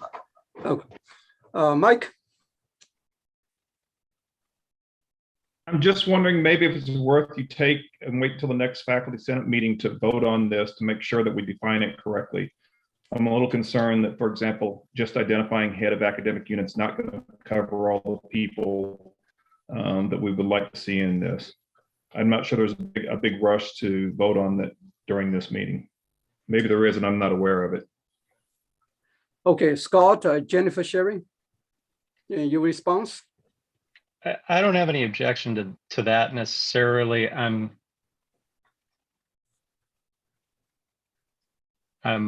concerned that this is something that doesn't have a clear, exact definition based on past practice at this university. Okay, thank you. I agree with that. I mean, Mike, no, okay. I mean, I'm open to it. I just, do we have any idea how we would find out how to define this? Mike, you want to say? I just want to say, I agree with that. And that's my concern, that we're changing it to another ambiguous definition, that we're just going to be revisiting this in a month from now or 2 months from now. Agreed. Okay, Lizette, Dr. Chevalier. I was just going to say, I use head of academic units and all type of various documents that I use. And that refers to, like, could be the academic unit, could be the college level, it could be the department or the school level. It's the head of, which academic unit you're talking about. Okay, Just FYI. thank you, Nideta. I think it's very clear. Now, the committee, it's your decision, Scott and Jennifer, either you're going to move it with slide amendment or table it. So it's your decision. I might place something in the chat. Okay. Sorry, I didn't. Do you want to just tell us, Jennifer, what is? Okay. Yes, I can. Sorry, Dr. Lee. I would suggest amending as Lizette suggested and change the percentage to 50%. Okay. That's fine with me. Okay. You know, I just as soon vote on this now. I agree with Mike, but you know, if we do find that we need to change it, we can change it again. I mean, we're a deliberative body. I mean, it's kind of what we do. So okay, Mike? I say let's give this a try and see if it works. And if it doesn't, we'll go back to the drawing board. Thank you. Mike? One Okay, final just comment. one clarification then, the directors or the centers are typically called directors, not heads. So you might want to, instead of having head of centers, have a director of centers. Thank you. Thank you. I would like to close the discussion and ask the committee to either you table it or move as amendment. As amendment, Jennifer Sherry said, now it's your call. Scott, Jennifer Sherry? I'd like to call the question with the amendments. Okay. I would as well. Okay. So, anyone second? Mike, you're going to second? You second, right? Yep. Thank you. Now, Mike, we're going to have voice vote and everybody yay or nay or abstain, okay? Excuse me. Okay. Michael Eichels. Yay. Bethany Rader. Yay. Matt Rendelman. Yay. That was a yay? That was a yay. Okay. It's a little slow on the button, but yay. Okay. Li Cheng Wong. Yeah. Marcus Odom. No. Phil Anton. Yay. Elaine Jerkowski. No. Yu-Ting Lee. Yeah. Stacy McKinney. Yay. Jennifer Sherry. Yay. Farhan Chowdhury. Yay. Seung Hee Lee. Yay. Dong Han. Yay. Walter Metz. Yay. Jay Needham. Yay. Joseph Brown. Yay. Scott Comparato. Yay. Joseph Shapiro. Yay. Joseph Stramick. Yes. Matt Grzalski. Yay. Elizabeth Dalala. Abstain. Diana Sarko. Yay. Amy Bro. Abstain. Robert Broomfield. Yay. Amanda Pangrazio. Abstain. Mike Phillips. Yay. Julie Tate. Yay. Okay. There were 2 nays. And Oh, and how many? 3 abstain? abstains. Okay, 3 abstain. Okay, the resolution was carried over passed. Thank you. Scott, Jennifer Sherry, and you have another resolution on the agenda. Yes, this has been an issue that's been before the Senate for a while now. This semester, we've talked about the situation involving the prosecution of Professor Zhao in the math department. Professor Ed Benyus has presented to the Executive Council and the Senate this situation. We voted last month on supporting the letter from Professor Lee regarding Professor Zhao. The FSW committee went back this past month and addressed this through a formal resolution regarding action that we wish for the SIU administration to take regarding Professor Zhao. It's been included in your packet. I prefer not to have to read the entire resolution, but I'd be happy to answer any questions or offer any clarifications. Thank you, Scott. Do you have any guests to help to clarify any contextual information? I was going to say, I didn't know, is Professor Benyus on the call as well? I don't know if he wants to I'm say here. anything. Can you hear me okay? Yep. Great. I'd like to make a short statement. Thank you for the opportunity to speak to you on this important issue. I'd like to thank the Senate's Faculty Welfare Committee for drafting the resolution to support Professor Ming-Hsin Zhao and request that the full Senate vote in favor. I've known Dr. Zhao for 17 years as a close friend and SIU colleague. I can tell you that he is a generous, honest, humble, and devoted professor, husband, and father, and that the evidence will show that he did nothing wrong in this case. The federal government's indictment represents a McCarthy-esque discriminatory witch hunt as part of the Trump Justice Department's misguided China initiative, about which over 2,000 academics and Nobel Prize winners from Stanford, Princeton, Harvard, Cal Berkeley, and dozens of institutions, including this body last month, have written to Attorney General Garland expressing great concern. Your letter acknowledged the importance of protecting both intellectual property and information that is essential to our national and economic security, and that concerns about Chinese intellectual property theft and economic espionage are important. You asserted, however, that the China initiative has deviated significantly from its claimed mission. It is harming the United States' research competitiveness and has raised significant concerns about racial profiling. You specifically noted that the China initiative disproportionately targets researchers of Chinese origin, and in most of the China initiative cases involving academics, the alleged crime has nothing to do with scientific espionage or intellectual property theft. Dr. Zhao's case is the perfect example of how the China initiative has gone wrong. The government has argued that he failed to disclose his affiliations with Chinese universities, that he received a grant from China, and that he willfully failed to disclose a Chinese bank account. The evidence will show all of these to be untrue. Dr. Zhao has had to expend his life savings to defend himself from these unjust charges, which frankly are a threat to any of us who apply for federal funding. Can you imagine having to spend your life savings to defend your liberty and your livelihood simply for doing your job?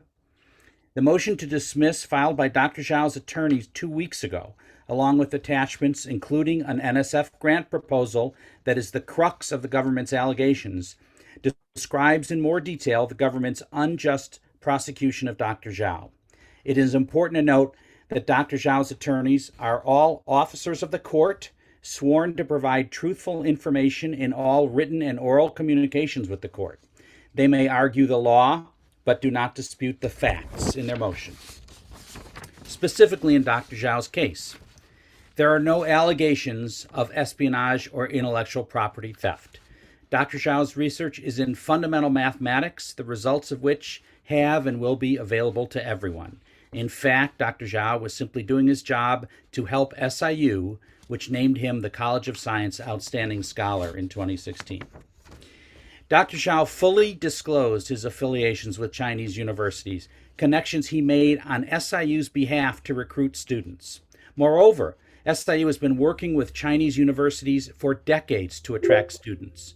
More than a few administrators have traveled to China over the past 20 years, entering MOUs with Chinese universities and trying to bring students to SIU. In fact, Jared Dorn, former director of SIU's Center for International Education, told me that SIU has been engaging with China academically since before Kissinger met Mao in 1972. Moreover, building upon Dr. Zhao's attempts to recruit students to SIU from Shenzhen University, the current CIE director, Andrew Carver, visited Shenzhen University twice to recruit students to SIU. Dr. Zhao never received another grant from China, and the government is unable to provide any evidence to the contrary. Dr. Zhao never received any money personally from the NSF grant in question. The government is unable to provide any evidence of willful intent to defraud. Dr. Zhao has been a resident of this country for 30 years and a citizen since 2006. Finally, Dr. Zhao is a pillar of our community, devoted to his family and to his students. For 8 years, he volunteered his time to teach math on Saturdays to pre-college students to better prepare them for standardized tests. Some of you even may have had children who attended Ming Math. Many of those students went on to attend some of our nation's top universities. For his selfless work, WSIU awarded Dr. Zhao the Good Neighbor Award earlier this year. Therefore, I urge the Faculty Senate to vote in favor of this resolution of support for Dr. Mingxing Zhao against the government's unjust charges, and to urge SIU to give him their full support. Thank you. Thank you, Professor Binyas. Any questions for him or for the committee?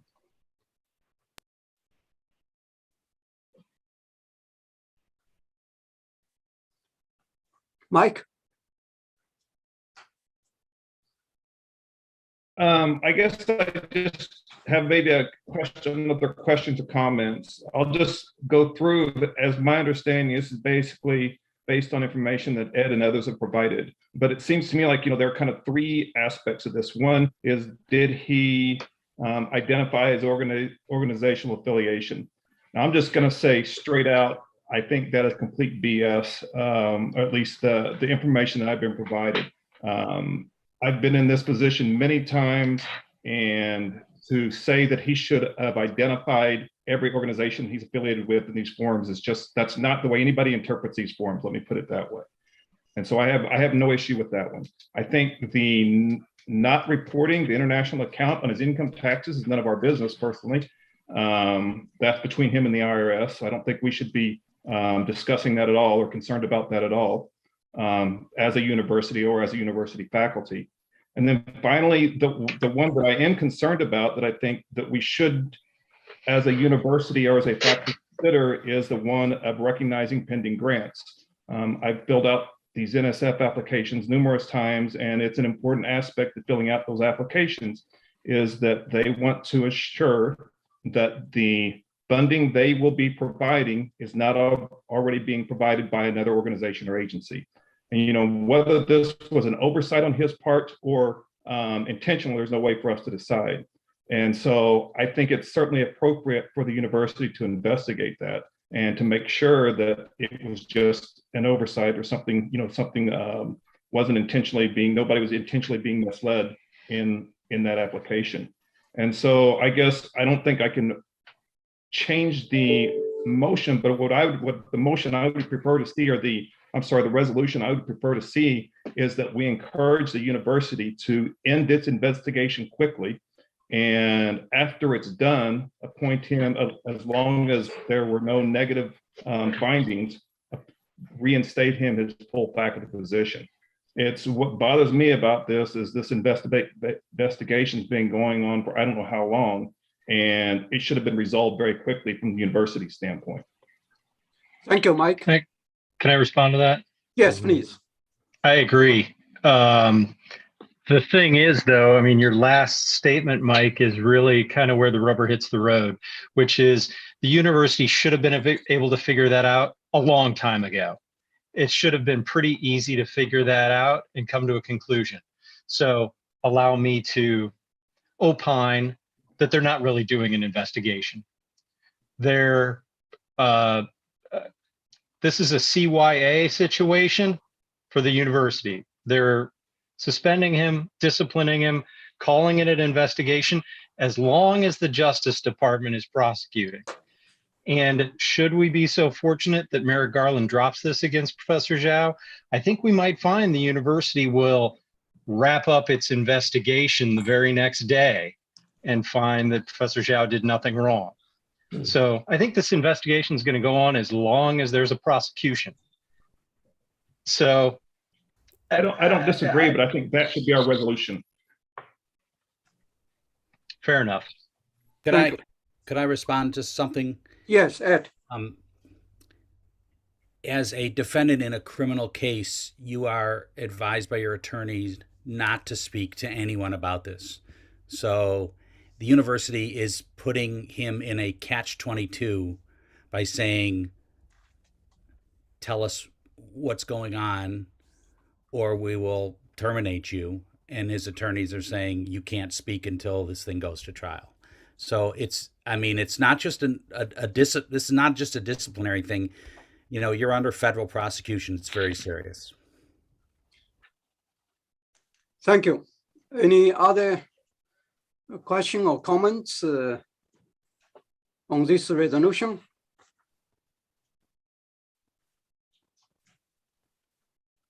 Okay, so, Nizet, I'm sorry, Professor Tanana. I'm sorry, I may just have not understood something. Ed, what you said, does that mean that we cannot ask the university to do this quickly, which is, I believe, the bottom line under this resolution, because they simply cannot? Because he cannot speak about this?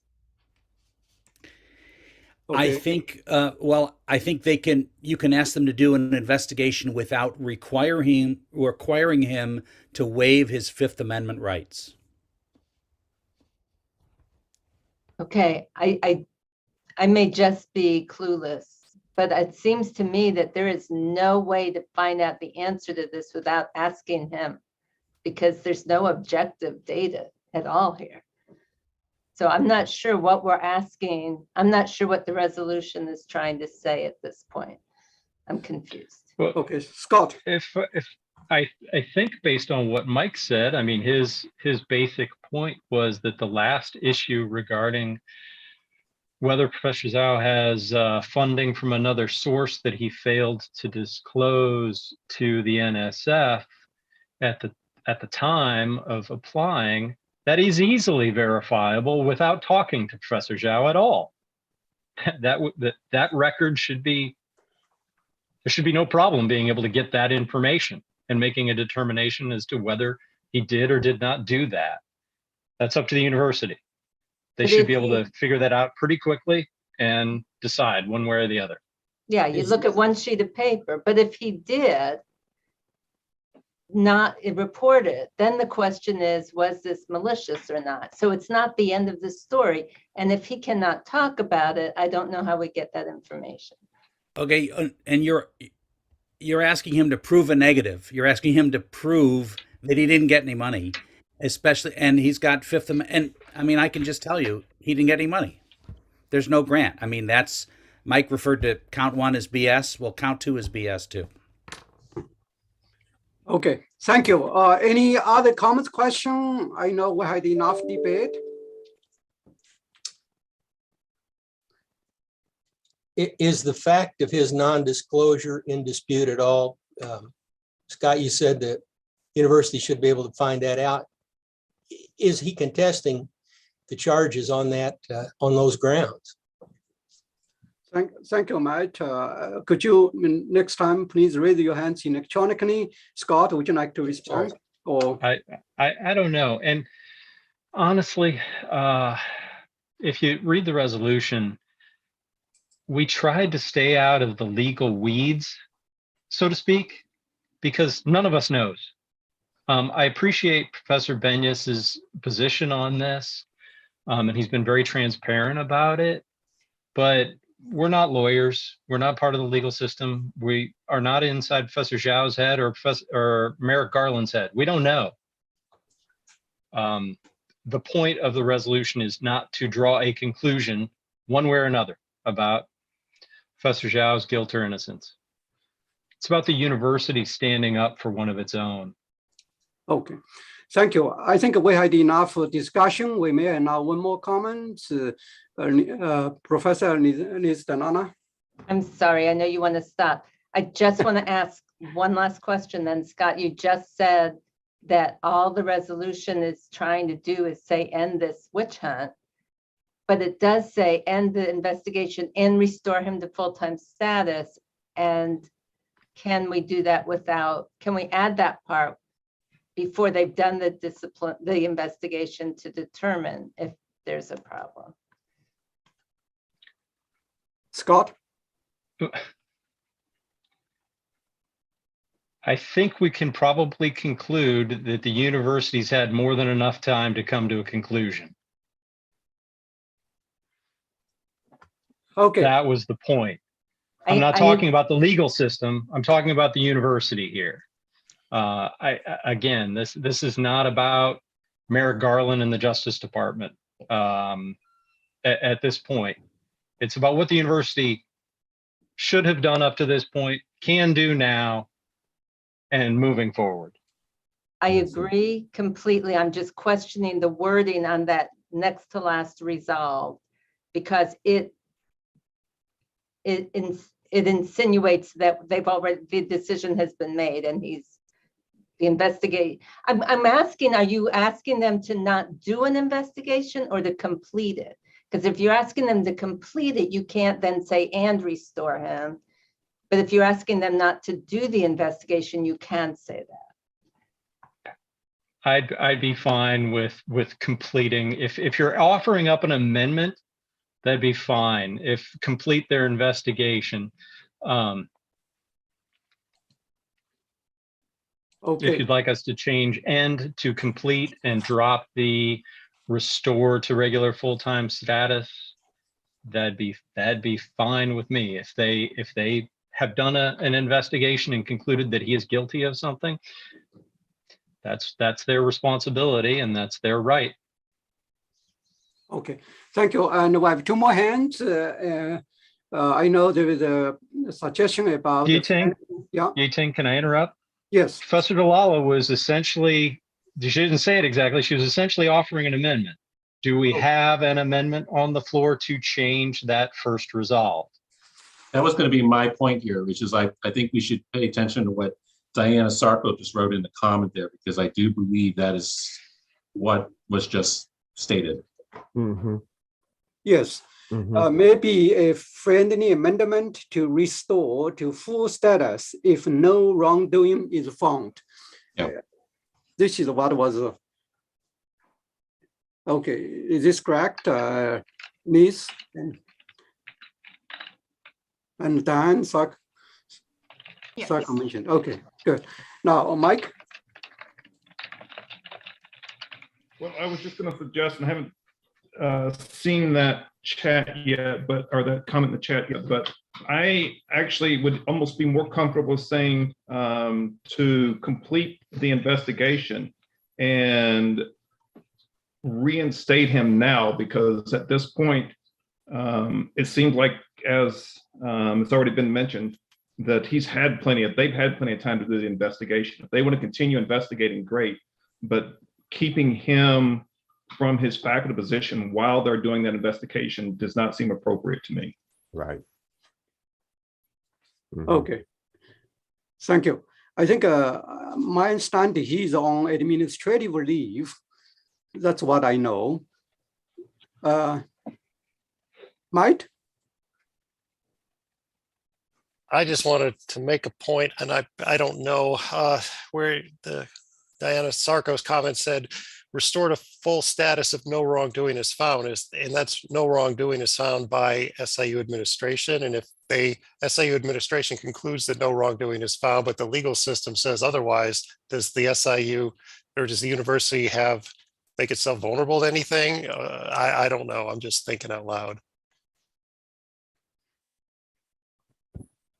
Okay. Scott, Jennifer Sherry, any response? So essentially, we kind of have two competing amendments here, and no real resolution regarding which one to add, which is, I think, kind of why my comment earlier and why we worded it the way we did, because we cannot know the answer right now. And as Matt pointed out, if he is ultimately found guilty, then what is SIU supposed to do, having just ended their investigation? I guess my point is, basically, we're the faculty senate. Nothing we say has any binding authority on anybody. And this is simply a recognition, if you will, an act of solidarity with Professor Zhao, if nothing else. Oh. So I wonder if we might loosen our grip a little bit on the exact wording of this resolution. Okay. Now, I would like to close the discussion. It's up to the committee whether they're going to amend the resolution or table it. And it's the call of the Scott and Jennifer Sherry. So are you going to move with the amendment, or just move as it is, or table it before we make? Scott, I'd Jennifer. prefer to call the question on the resolution as it is. Okay. Because we've had, it seems, multiple comments that suggest that the first resolve should be changed two different ways that are opposed to one another. Okay, thank you. Anyone to second? Second. Okay, now, Matt, we're going to do voice vote. Matt Kozowski, are you there? So yay, nay, Yes. abstain. And this is on the, there's no amendments here, correct? Right. Yeah. Okay. Michael Eichels, Nay. Bethany Rader, Nay. Matt Rendelman, Nay. Li Ching Wang, Yeah. Marcus Odom. Nay, Was that nay with N? nay, no. Okay. Sorry. Phil Anton,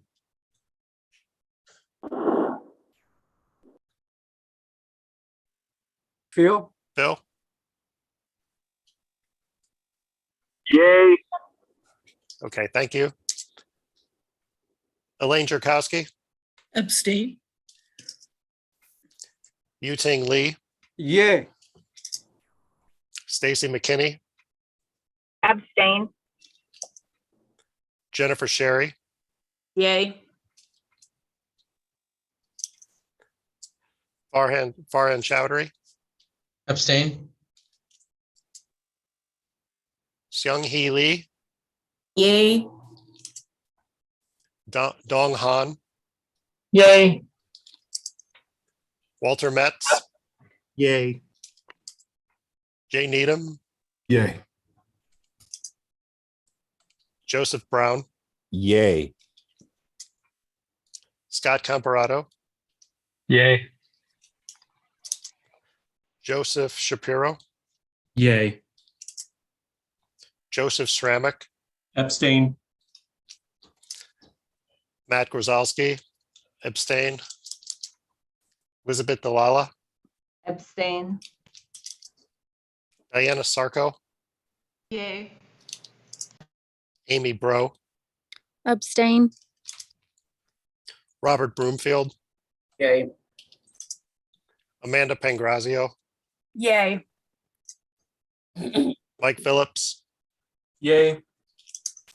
and Julie Tate. Abstain. Okay.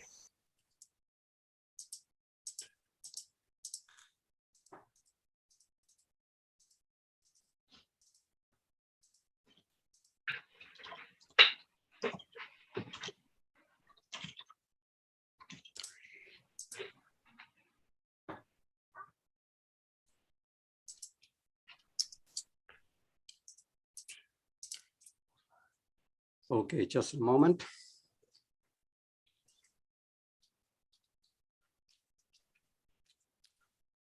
I counted 15 yay, 4 nay, and 8 abstain. So Okay. Now the voting is one more vote, 15 yea, right? Yes, 15 yay. And 14 nay, right? No, 4 nay. 4 nay. How many abstain? 8. 8 abstain. So the resolution was approved and carried over by majority. Thank you, Scott and Jennifer Sherry. And Thank you, everyone. And okay, now the next on the item, and we will have about 15 minutes left. We want to be brief. And governance committee. Governance. And Joe and Lee Chang Wang.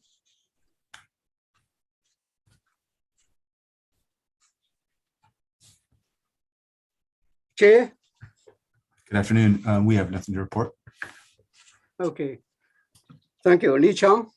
Nothing add. Okay, thank you. And IPHE, that's your turn, Lee Chang. Oh, yeah. We had a meeting on November 19th. I think two interesting items I want to bring to faculty senator. One is the budget things. Budget thing normally, like because of Garner is going to move his budget report a week earlier. So this year, the public budget request would be in January. I think the system president talked about this. That's one interesting development. The second part, I think, is more closely related to our campus is about the mental health issues, mainly due to COVID. The upcoming Friday, we are going to have a meeting to vote on a paper we wrote about the mental health issues in terms of all aspects of that. Hopefully, I will be able to report at the next faculty senator meeting. Thank you. Thank you. The next one on the item is Graduate Council, Professor Jinghua Li. Do you have any update report briefly? Professor Jinghua Li from Graduate Council. Yes, yes. Can you hear me? Yes.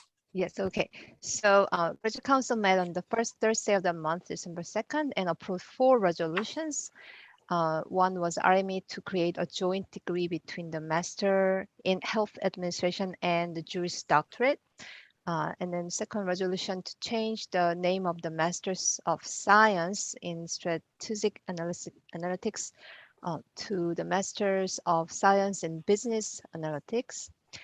Third resolution to eliminate the requirement of GRE scores in the fellowship application process, but allowing the committee's consideration for the GRE score if a student so chooses. And then the fourth one was resolution to revise the graduate student grievance process. And an ad hoc committee on grant overhead distribution is being formed with the help of the Vice Chancellor for Research, Gary Kinzel, to form the committee. And then Research Spotlight had 2 presenters, PhD candidate in public health as the student presenter and an assistant professor from the School of Education as the faculty presenter. And the next Graduate Council meeting will be in February. The first Thursday of February is February 3rd. And then that's all I have. Thank you. Thank you, Professor Jinghua Li. And the next one is the Vice Chancellor of Research, Dr. Gary Kinzel. Gary, are you there? Yep, I'm here. So I'll try to be brief here. Couple of quick reminders to everyone.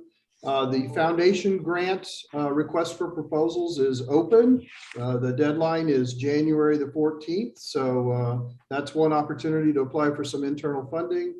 The REACH awards are also, application is also open, and the deadline for those applications is January 28th.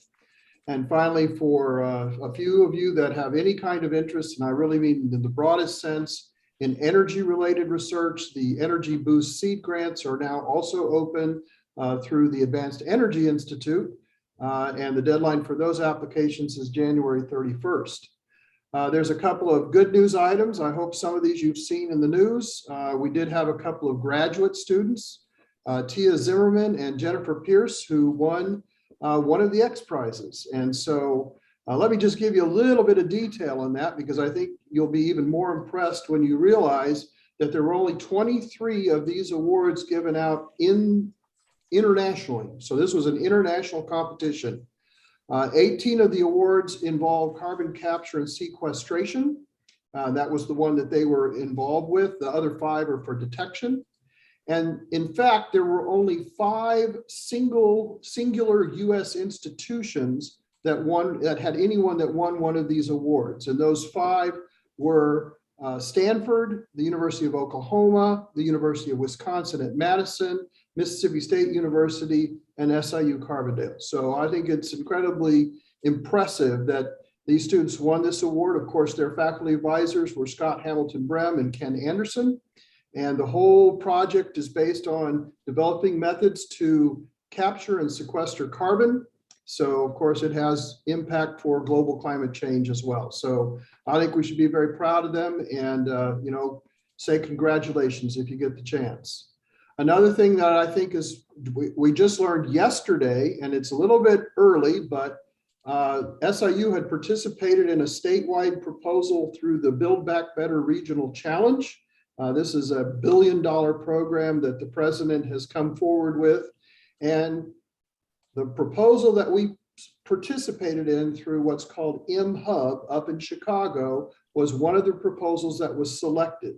So just to give you an idea of how competitive that was, there were something like 523 applications submitted and just 50 or 60 were selected to go forward. So it's a very impressive thing. And now that's just phase 1. Phase 1 is little money.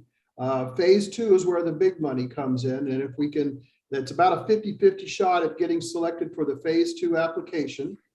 And if we are selected for that, that will bring somewhere between $6 to $8 million to the Southern Illinois region for workforce development, for electrification, that means installing electric vehicle charging stations, grid expansion, and so on and so forth. So all of you can start, planning on buying your electric vehicles and know that there might be charging stations around here somewhere.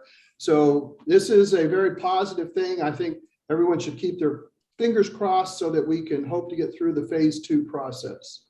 And then finally, I'll just give you some numbers. We received the Q1 reports on our proposals and awards. The awards received in Q1 were $32 million for this year, this quarter. That can be compared with last year in Q1 when we received $22 million of awards. So it's a big step up. Now, a lot of that did come from various public health grants that were received. So I'm not, I don't want to mislead anyone, but it's a very sizable increase in our research dollars that we've received. And if we can keep moving that needle along in that direction, that'll be a great thing for the university. I'd love to see us exceed the 61 million that we got last year. Maybe we can even push it up into the 70s or 80s. That would be fantastic. So congratulations to everyone who's been playing a role in this, and go SIU. So there you go. Anybody has any questions? I'm happy to try to respond. Well, thank you very much, Gary. I know we maybe we may have time for one question for Gary. If not, I know Marcus has hands-on and also has a message on the chat room. And any question for Gary before we ask Marcus to speak? Okay, Marcus, I know you have a message in the chat room and also your hands-on. Could you? Yeah, I just wanted to make a point of order that we probably should eliminate our vote that we had on the amendment based upon our operating papers, which state in the amendment process, which is section 3B, that amendments may be submitted only during regular meetings of the faculty senate, and the Senate shall not vote on a proposed amendment until at least one regular meeting after the meeting at which the amendment was submitted. So based upon our operating papers, we are not able to vote on that amendment until our next meeting. Okay, so any response or question about or to this comment? And absolutely, I think that's something maybe our faculty senate executive committee need to discuss. Thank you. And Joe? I would just like to say two things. This, judging from the conversation we had about that, this will give us a chance to get more clarity on that issue. And the second thing I would like to say, and this is the substantive point here, I think we need a parliamentarian. I know we in years past have talked about this occasionally from time to time, but I think, you know, we don't always have the operating paper at our fingertips. We have to, sometimes we look it up later. We don't always know. And having somebody who's dedicated to that task of knowing what's in our operating paper, can advise the executive committee, can advise the members when they put resolutions, what's allowable, what isn't allowable. That would really be helpful to keeping our procedures on track and proper. Thank you for your comments. In fact, I approached to a couple of faculty members from law school, and I mean, still in the middle of work on this. Very good comments. Thank you, Joe. And we only have about 5 minutes left. The old business is we are going to have a Zoom meeting in February, unless your objection. And the new business, I know I talked to undergraduate student government president Isaiah Overton during the weekend, during the commencement, before the commencement, about working together to support our students. We need to continue. I know he's not here, Isaiah is not here. So we will continue to support our students. And another thing which I want to give you a kind of update as we see, as part of the best practice and to recognize and honor our faculty member, we got information from Chancellor's office and 3 professors who passed away. First, Professor Anajonjo Kaitharas, Professor of School of Language and Linguistics, who passed away. And then Professor Marvin Kleinow, and also Professor Emeritus, Communication Study. And he used to be the Faculty Senate President from 1980 to 1982, amazing. And then another Professor, Shannon McDonald, School of Architecture. So as part of the practice, and we honor them, recognize them. And any question, comments on old or new business? Yes, Mike. We've discussed the issue of recognizing faculty and emeritus faculty that have passed away, I believe in our June or July meeting. And at that point, we recognize the fact that we can't just select specific faculty and recognize them, because there are multiple faculty that have passed away over the last 6 to 8 months. And so I guess I just want to reiterate and remind everybody of that vote. And I think what we concluded at that time is that it would be appropriate to recognize all the faculty that have passed away in our minutes or sometime at the meeting, instead of just simply selecting individuals. And so I guess I'm not sure what we're doing right now, but I think that's where this discussion needs to go. Thank you, Mike. Very good comments. I think perhaps, you know, we, for each faculty senate meeting, if we know the name, I think it's good to mention them. And if we just have a simple statement, we need to add for any faculty member who passed away in the past few months, we need to recognize them. Even a simple statement, I think it's important, even though we do not know the name. Our information is very limited. So obviously we have to depend on the facts and data and the source of information. Thank you. Joe? But I just kind of following off of that, because I like Mike, I feel a little uncomfortable with the inevitable selectivity that we're only going to know certain people and not everybody. So is there some way we could write this in, have a formal standing resolution from here on out that minutes of the following meeting have a statement to the best of Josh Frick's knowledge and everybody else who works in the central office of the Faculty Senate, that we do the best faith effort to find out information about our former colleagues, to have that written up in a written statement and provided rather than as a formal gesture, an oral gesture here, which is inevitably selective and perhaps inadvertently wounding in a way because it's not honoring everyone. So I would rather us do it a little more deliberative process than I think what we're doing. Good point. Thank you, Joe. I would like to suggest that our faculty status welfare committee may come out with a resolution on this if possible. I think it's good suggestion, and as promised, we need to join the meeting around 3:15 already. We have a few faculty members left. And to the last moment, I want to thank you very much for your service and commitment to the university and students. I wish you all a happy holidays, a happy new year. Thank you. I need a resolution, actually motion, not resolution, motion to join the meeting. Motion to adjourn. Anyone second? Okay, second. Okay, so all in favor,